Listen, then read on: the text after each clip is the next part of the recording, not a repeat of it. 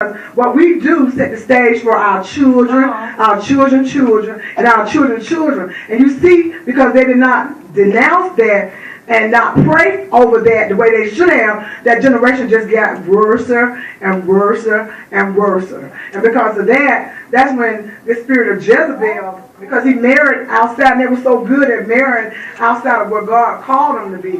And I asked the Lord, when he gave me the spirit, when he gave me this script, the scriptures, and he was telling me about the spirit of Jezebel, I'm like, why would you want me to preach Jezebel?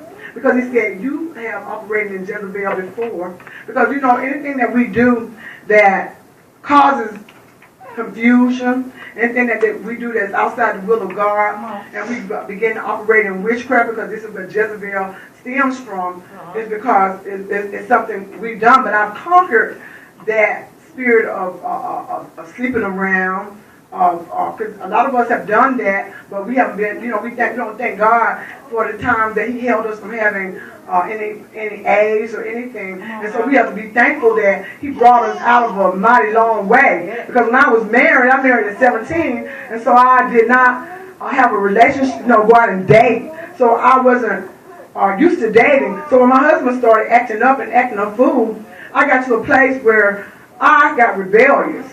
And see, that's a part of Jezebel also. And I got rebellious, and when I got rebellious, I went out and I tried to hurt him doing things that wasn't under the will of God. Even though I grew up in the church, even though I had God in my life, I was doing things that didn't line up with the teaching of God. And so I had to get into a place where I had to denounce all the different men that I slept with. And I had to, when I got ready to get to the place where God called me to, I had to denounce those spirits. And I had to, one by one, I had to denounce and call their names out. And then I had to get into a place of showing God that I wanted to live a better life. And so he said, well, you're the number one that can teach this, because you done been through some things. And so we can't teach anything if we haven't been through it. And I thank him because he delivered me from it, that I'm allowed to be able to come in and do his will today. And so you all have to just bear with me, because this has really stretched me. And I tell you, when I say stretched me, it has stretched me, because sometimes I don't always say what I went through in life. Because some things we're ashamed of, and we don't want to talk about it. But then we have to, God will give us a time when we have to get up and speak about it, and not be afraid of, be ashamed, because it's going to help somebody else to get up and get into a place and not go in the places that I went with that. Because resentment and hateful and bitterness, it just keeps you shackled down. And so we have to walk out and know that God is an awesome God, and he's a mighty God, and God don't make any mistakes. And I just really thank him, and I'm being thankful even the more because of this fast he took me on. It shook me, because I've never been where I had to drink a little bit and then fast and work and pray and do the things that she's calling us to do that's different in our lives. But you know what? When you get through it, it makes you so much better, because you see yourself coming out of the world. Yeah. You see yourself, in the spirit realm with the Lord. You see yourself, praying different. You see yourself acting in a different way. So we got to get into a place now where God is saying that we got to change. And when Jezebel was about, she was just evil. And Jezebel was trying to get rid of all the prophets. And she had even Elijah being a man of God, a prophet, strong prophet. He was even afraid of him. So we have to get to a place where God said, I didn't give you the spirit of fear, but of love, power, and a sound mind. So we have to know that we got to walk in that place.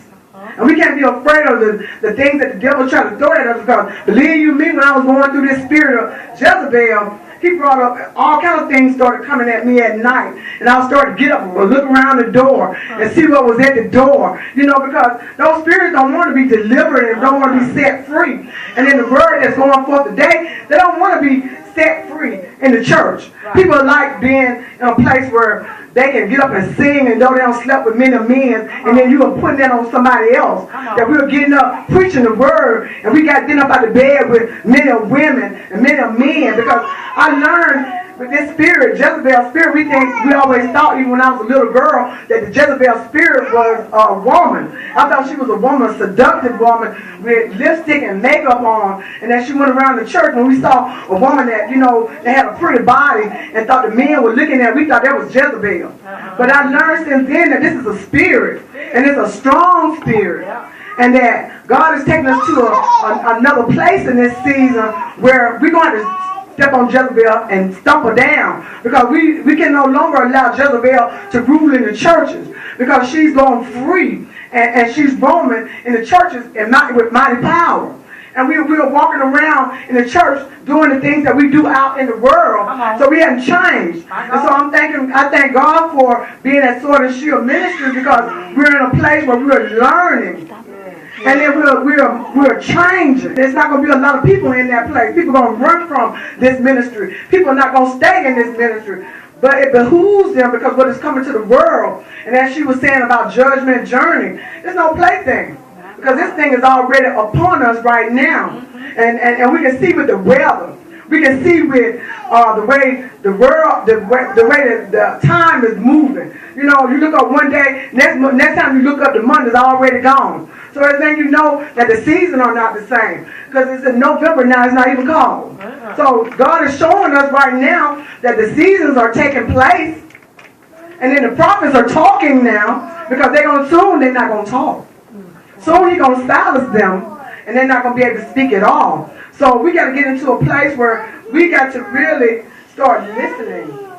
And listening to the word of God. And allowing God to purge things out of us. I don't know, we are fickle people. We always want to stay the same. We don't want to move. We don't want to change. And I know, since I've been changing, it feels so good to come out of that comfort zone. Because we get so comfortable where we are. And we think that's the right place to be. And God's telling you, no, I want to stretch you. I want you to be in another place with me. I want you to move into that place. It's going to cost you something. Because I remember when He told me that it's going to cost you everything.